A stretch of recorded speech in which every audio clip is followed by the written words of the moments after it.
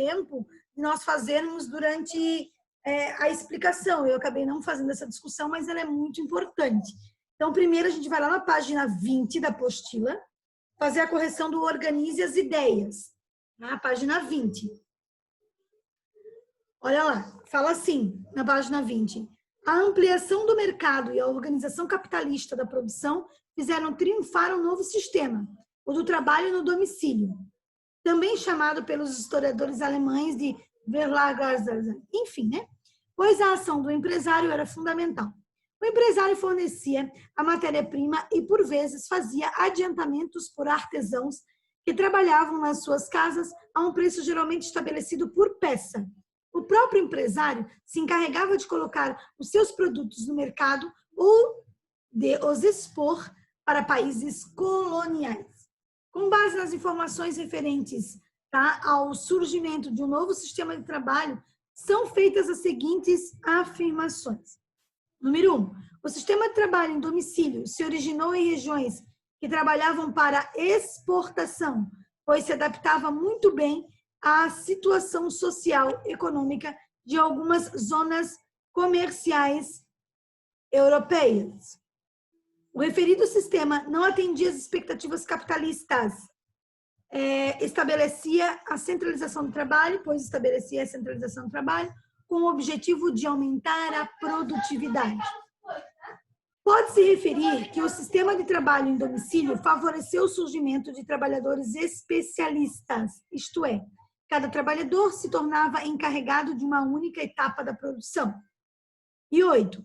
Um trabalhador que passava a situação de Verlager tornava-se um comerciante responsável apenas pela colocação do produto produzido no mercado.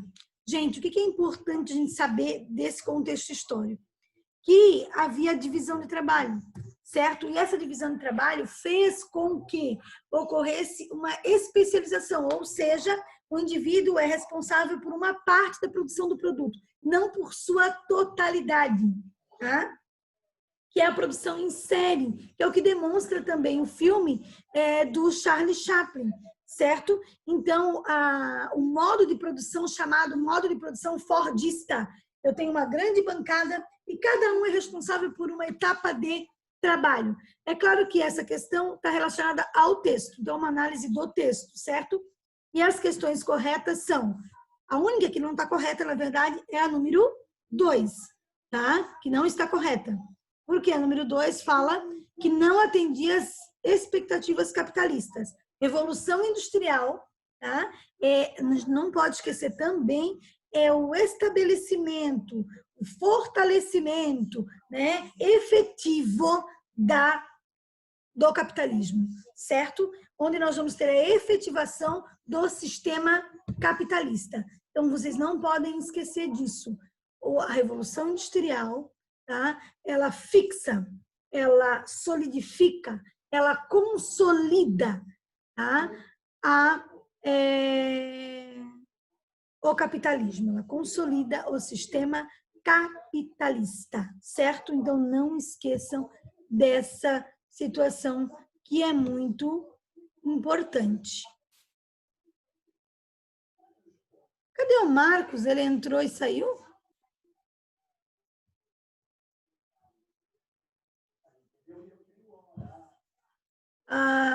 Vamos lá. Certo? Página 20, então. Na página 21, tem uma discussão que é muito importante, que eu disse para vocês, que é essencial. Por quê? Aqui nós temos 2 trechos do livro O Capital, que é o livro mais importante do Karl Marx, certo? Então, quem vai estudar marxismo, ou quem vai estudar o Karl Marx especificamente, tem que se embasar e trabalhar e estudar o Capital, que é o livro principal dele, onde ele vai destrinchar aí a teoria, que é a teoria socialista, né, o que ele propõe, a análise dele da sociedade. Então, o Karl Marx tem a sua discussão que permeia o século XIX. O que é importante a gente falar do marxismo, ou do Karl Marx, ou desse contexto histórico onde ele está inserido, tá? É importante a gente falar porque nós vamos discutir depois as teorias. Essas teorias do século XIX, né, elas vão ser discutidas mais para frente, posteriormente. Então, a gente vai falar do marxismo. Para a gente poder entender, havia uma teoria que vigorava no século XIX, chamada positivismo. Uma teoria filosófica que vai dar origem à sociologia. Então, Auguste Comte, que é o pai do positivismo, ele é o grande articulador da ideologia e da sociologia, né? Então, ele é o pai aí da sociologia. E ele analisa a sociedade por um viés, pelo viés científico. Então, a análise da sociedade de Auguste Comte é pelo olhar científico. E ele fala da questão do progresso. Então, ele dizia que a sociedade passava por etapas, né, para chegar a esse progresso, na visão dele. Então, a gente tem uma visão, primeiro, né? Segundo ele, a sociedade passava por uma visão mitológica, tá? Através de seres, ele diz ali, de seres superiores, ele usa essa palavra, entre aspas, ou sobrenaturais, que dão explicação a tudo. Depois ele vai falar que a sociedade vai passar por uma visão teológica, tá? Onde vai ter a questão da própria igreja ou de um ser superior que também comanda, ligado à Idade Média. Depois ele vai falar da teoria positiva. Então, ele diz que, primeiro, é uma visão, né, mitológica, depois teológica e depois progressista. Então, a nossa bandeira, a bandeira do Brasil, que é de 1889, século também XIX, a frase da nossa bandeira, que é ordem e progresso, é uma frase positivista, ou seja, vigorava essa teoria. Isso vigorou também na historiografia, na produção historiográfica. Tudo que se produzia no século XIX estava linkado, em termos de produção historiográfica, com a ideia positivista, com a ideia cientificista. Só tem valor o que tem comprovação científica. Só tem valor o documento que tem um carimbo, que é um documento oficial. Só tem valor documentos oficiais. Eu analiso a sociedade a partir deste olhar.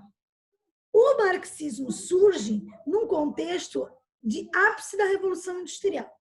Se eu estou falando que é ápice da Revolução Industrial, a gente tem aí aspectos positivos e aspectos negativos. Aspectos positivos, o conforto, o estabelecimento do capitalismo, novas tecnologias surgindo, avanço tecnológico em todas as áreas, telecomunicação, medicina, enfim. Só que, em contrapartida, o antagonismo de tudo isso está relacionado à exploração do meio ambiente, à exploração do próprio trabalhador, esse impacto ao trabalhador que trabalhava 12, 14, 16 horas por dia, as condições deles que eram insalubres, os salários que eram baixíssimos, ou seja, as condições dos trabalhadores eram precárias. O objetivo do capitalismo é lucrar, tá? Trabalhar, vamos dizer, produzir mais em menos tempo para aumentar a lucratividade do capitalista. O Karl Marx, nesse contexto, ele vai fazer uma análise da sociedade. E a análise dele é uma análise ligada à produção, é uma análise econômica. E ele faz uma crítica a esse sistema estabelecido. Ou seja, ele faz uma crítica ao sistema capitalista. Ele é a grande oposição do capitalismo. E é muito interessante porque a gente fala da importância da oposição em todos os cenários. Por exemplo, no cenário político, quando eu não tenho oposição, eu tenho um governo autoritário, eu tenho um governo ditatorial. A oposição se dá de forma fundamental. Ela é muito importante no cenário político. A oposição ela é muito importante no cenário filosófico, porque é o que nós chamamos de dialética, que a gente discutiu lá na primeira série do ensino médio. Uma tese, uma antítese e uma síntese e assim por diante. Então, a ideia de oposição na filosofia também é essencial. A ideia de oposição na história também é importante, porque é o debate de ideias. E aqui o marxismo faz o papel de oposição a esse sistema que ele chama, o marxismo, de opressor. Então, quando Karl Marx escreve sobre... A gente tem que olhar e fazer a análise de um prisma de onde ele está estabelecido, para nós não cometermos anacronismos. Então, quando nós falamos de teoria marxista, a gente tem que lembrar onde o Karl Marx está estabelecido. Né? Por que ele está fazendo a crítica? Qual é o pano de fundo que faz ele construir um discurso, né? Um livro, e fundamentá-lo a partir do quê? Né? A partir de um contexto de revolução industrial, a partir de uma ideia de urbanização, a partir de uma ideia em que de um cenário do crescimento desordenado da cidade, né? A partir de uma ideia que o trabalho veio se transformando, a forma de produção foi alterada, o indivíduo agora não detém todo o conhecimento da operação do seu produto, ou seja, ele não produz tudo, ele produz uma etapa de seu produto só, né? E a exploração desse trabalho. Muito bem, olha só, nós temos ali 2 trechos de textos do marxismo, né? Do Karl Marx. E o que é interessante falar do Karl Marx? Eu acho que um conceito muito importante é que ele analisa a sociedade de 2 prismas, né? A primeira análise dele, ele fala que o burguês, que o capitalista é o burguês. O burguês, ele é o dono dos meios de produção, é o dono das fábricas, é o dono das máquinas.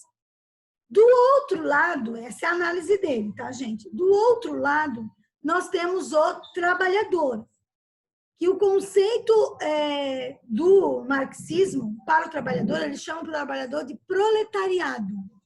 Então, o dono da fábrica é o burguês e, do outro lado, o trabalhador é o proletário. Então, ele analisa a sociedade por esse prisma, burguesia versus proletariado. O burguês é o dono da fábrica, por sua vez, o dono dos meios de produção, certo? Esse é o explorador. O proletariado que não tem nada, o que ele vende? Ele vende a sua força de trabalho. Ele vende sua força de trabalho, porque não tem mais nada para vender. Então, ele vai vender a sua força de trabalho. Esse é o explorado. Então, burguesia, explorador, proletariado, explorado. É essa a análise que ele faz da sociedade. Burguesia versus proletariado. Ou seja, explorador versus explorado. Tá? Então, ele analisa a sociedade por este viés. Ele não analisa os aspectos culturais. Depois, o marxismo, enquanto teoria, ele vai ser muito questionado porque ele não analisa aspectos culturais. Ele só analisa aspectos econômicos e só do prisma relacionado ao trabalho.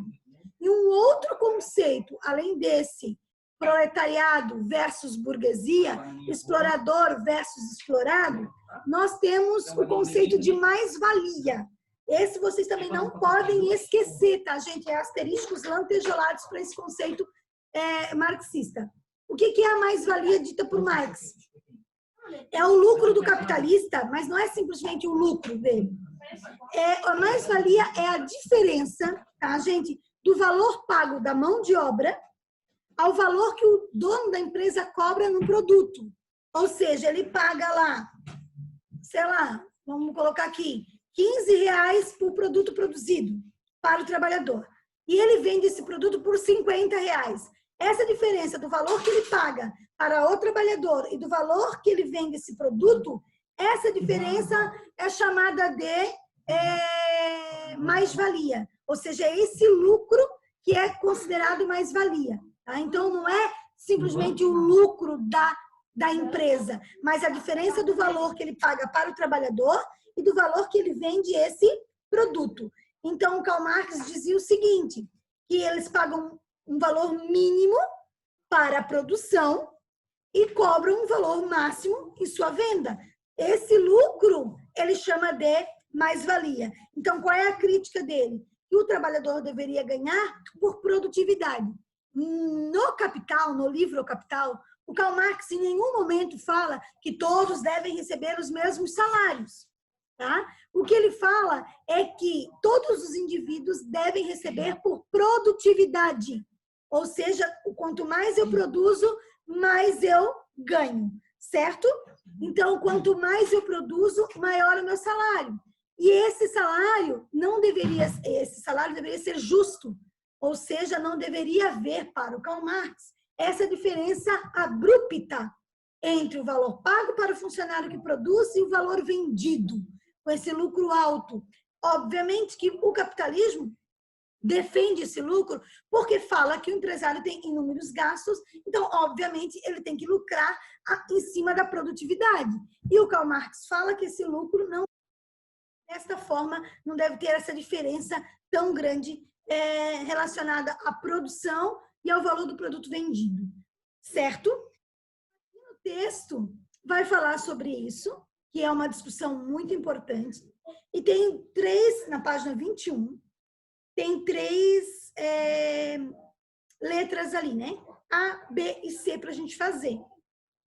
A, explique qual foi a consequência da divisão do processo produtivo ocorrida com a Revolução Industrial. Qual foi a consequência da divisão desse processo produtivo? Vocês têm que lembrar que a divisão do processo produtivo se deu de 3 formas. Isso também é uma coisa que não pode esquecer. O produto era primeiro produzido de forma artesanal, produto artesanal. Depois, esse produto deixou de ser artesanal para se tornar um produto manufaturado. Então, os produtos artesanais passaram para a segunda fase, manufaturas. Manufaturas é a divisão do trabalho. Posso ter máquinas? Posso ter máquinas. Tenho que ter máquinas? Não. As máquinas são rudimentares ainda nesse processo. É importante falar que na manufatura há divisão de trabalho. E terceiro e último estágio é a maquinofatura, a entrada da máquina.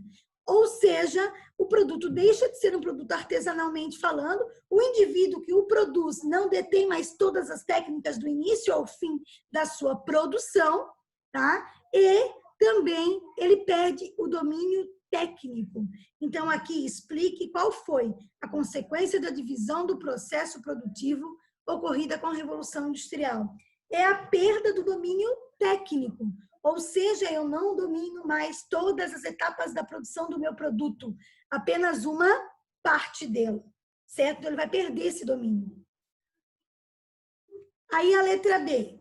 De que forma as condições de trabalho que passaram a ser impostas aos trabalhadores eram aceitas por eles, né?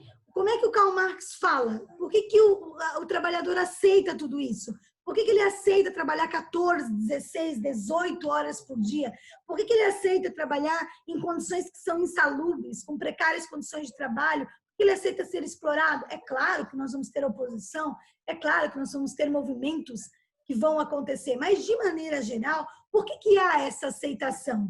E o Karl Marx vai falar que essa aceitação se dá pela força, né? Pela educação, se dá a essas pessoas, pela tradição, pelo costume, ou seja, né, isso vai se passando de geração para geração, como se isso fosse leis naturais. Então, ele vai questionar isso no livro Capital. Ele diz que as pessoas aceitam como se fosse algo natural.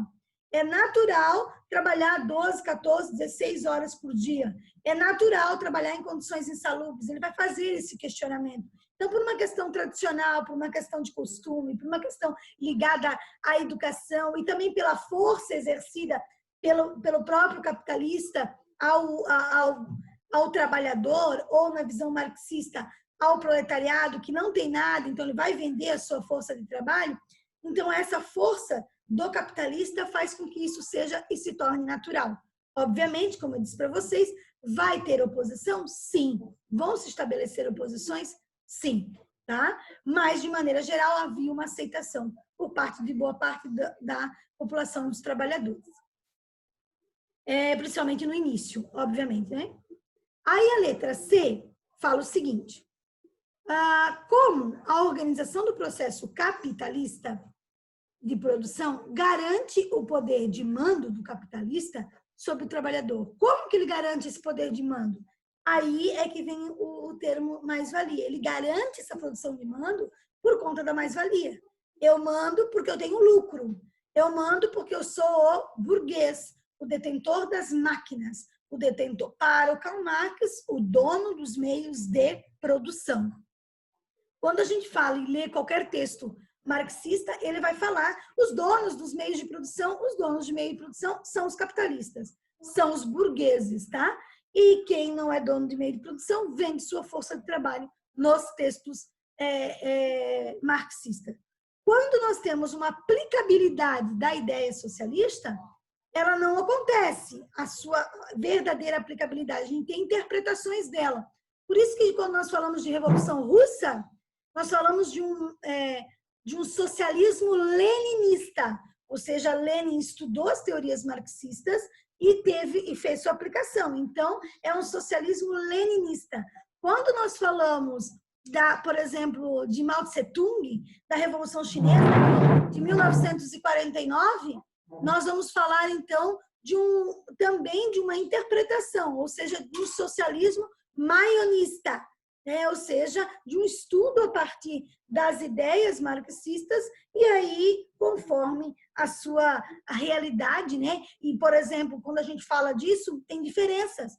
Quando a gente fala das ideias socialistas na União Soviética e das ideias socialistas dentro da China, são ideias socialistas diferentes entre si. Tem sua base ali, que é o Estado, está à frente de tudo, mas algumas diferenças. Por exemplo, o Stalin queria muito que o socialismo desse efetivamente certo dentro da União Soviética, e o Mao Tse-tung queria que as ideias socialistas permeassem todo o mundo, e aí eles começam a divergir entre si, e tem um certo momento que o Mao Tse-tung até perde, de certa maneira, o apoio da União Soviética por pensamentos que são divergentes aí na interpretação das ideias socialistas.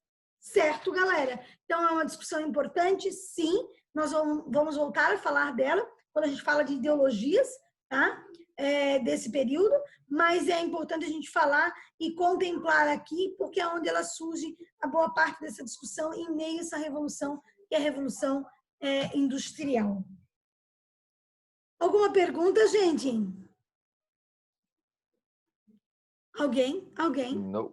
Não? Tranquilo? Tudo certo? Ó, página 23, então, tá? Na página 23 tem uma pesquisa para fazer, mas eu vou explicar aqui o que é principal aqui da página 23. A número 2, ali é importante, da página 23. Por quê? A número 2 aqui da Universidade Federal de Minas Gerais. As faculdades federais, né, gente, por exemplo, como a UFPR, o vestibular se dá em duas fases. A primeira fase são questões somente objetivas, e a segunda fase são questões abertas, ou seja, você tem que são questões descritivas. A Universidade Federal de Minas Gerais, da mesma maneira, né? A USP, né? A Universidade Federal também do Rio de Janeiro, também são universidades que propõem duas fases do curso, e uma das fases são descritivas, tá? As questões são descritivas.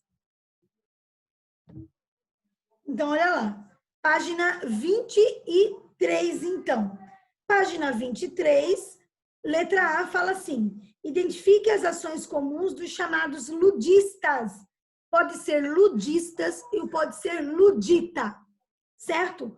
O movimento ludista ou o movimento ludita é um movimento do século XVIII, de 1779, bem no fervo aí que está acontecendo a Revolução Industrial, e ele é articulado por Ned Ludd. Ele é um cara que trabalha na tecelagem, tá? E ele vai se revoltar porque eles estão perdendo muitos empregos. E a máquina, uma das características da Revolução Industrial é a substituição do homem pela máquina.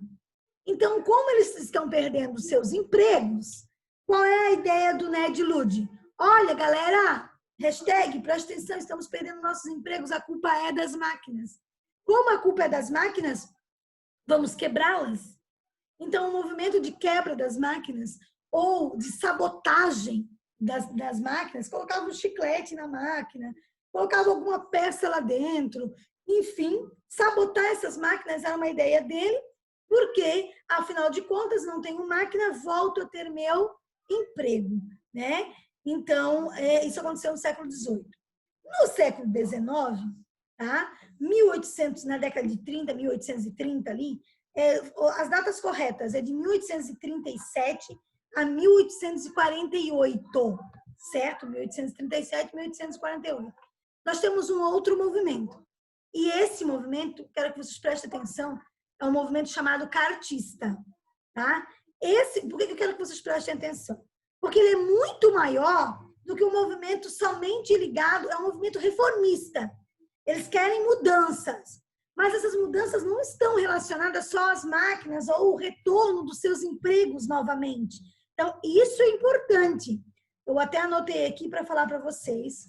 Quem puder anotar, anotem, tá? O que esse movimento reformista queria? O que esse movimento reformista de 1837 a 1848 almejava? Eles queriam voto universal, voto secreto, igualdade de direitos. Entendam que é muito maior do que um movimento contra a máquina, contra a falta de trabalho, ou contra o capitalismo, ou contra a revolução industrial, tudo que está acontecendo. Não é que eles são contra essa mudança estrutural da sociedade.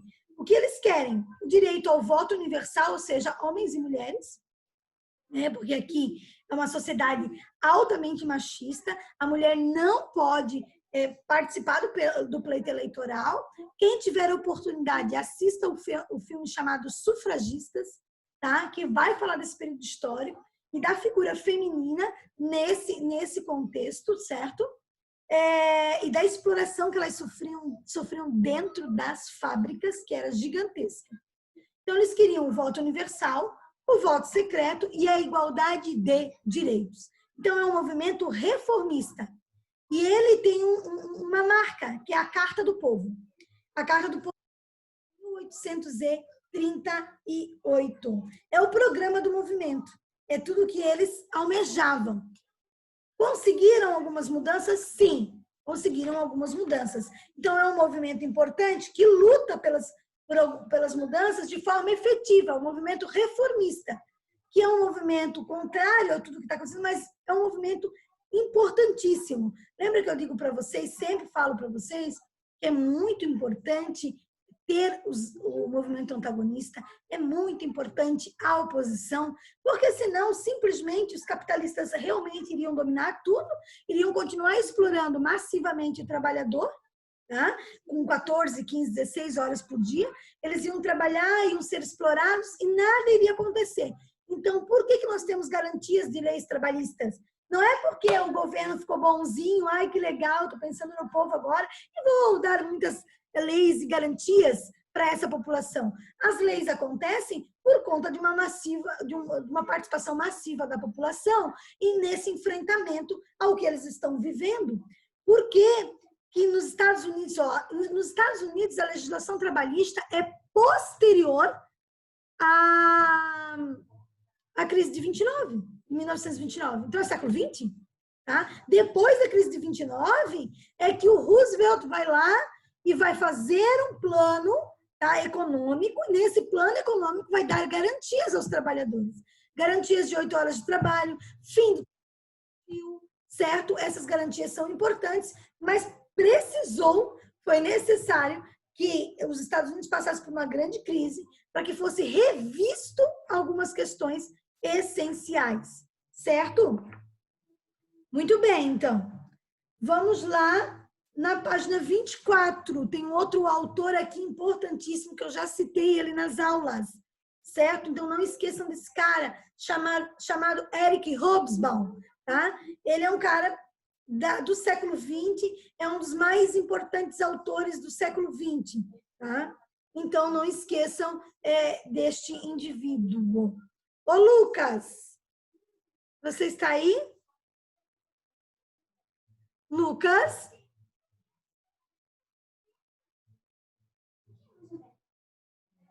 Foi abduzido, Lucas. Ô, Rodan. Tô aqui, oi.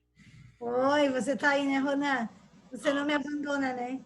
Ô, Ronan, tu lê pra gente na página 24? Página 24. Mas o que que tem? É um Lembrar o quê? textinho lá, organize as ideias. Sim. Página 24, organize as ideias. A gente vai Mas corrigir. é pra lembrar na próxima aula? Ou é para ler? Ah, tá.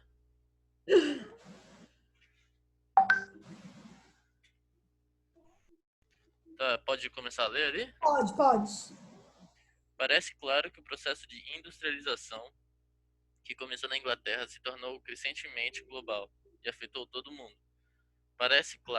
Também parece claro que não houve uma única revolução industrial, porque a revolução industrial na verdade continuou. Por exemplo, ali da segunda metade para o fim do século XIX, a revolução industrial atingiu uma nova fase, com a importância obtida por novas fontes de energia, como a eletricidade e o petróleo. As mudanças tecnológicas que afetam o processo industrial hoje e têm sido assim nos últimos 20 anos. São assim quase certamente mais dramáticas ainda e produzem efeitos universais, porque afetam toda a natureza do trabalho. É a mudança na questão do trabalho, né? Com base na declaração do historiador, quais são as afirmativas corretas? Olha lá. Trata-se de um movimento ocorrido apenas durante o século XVIII e início do século XIX? Não, gente. A gente fala das várias fases, eu disse para vocês que nós chegamos até, alguns pesquisadores, a quarta fase da Revolução Industrial, ou a terceira que eu falei com vocês em aula, que é até o século XX, posterior ao século, após o século XIX. Então, não é um movimento somente do século XVIII e do século XIX. Está errado. Próxima. A Revolução Industrial passou por transformações significativas em razão de vários fatores. Entre eles, a contínua substituição de fontes de energia, sim, lembra da questão do carvão, depois a questão do vapor, né? Ou seja, essas transformações e a utilização de energia, né, gente? Correta. 3. Uma das características mais notáveis da Revolução Industrial foi a introdução de máquinas automáticas, caracterizando uma evolução tecnológica que se estende até a atualidade. Sim, né, gente? E a quarta, a Revolução Industrial, apesar de seu caráter global, não alterou a natureza do trabalho. Por favor, né, gente? Aquele que quer colocar essa, só Jesus na graça. A Revolução Industrial, ela altera totalmente a forma de trabalho. É a alternativa C, a alternativa correta.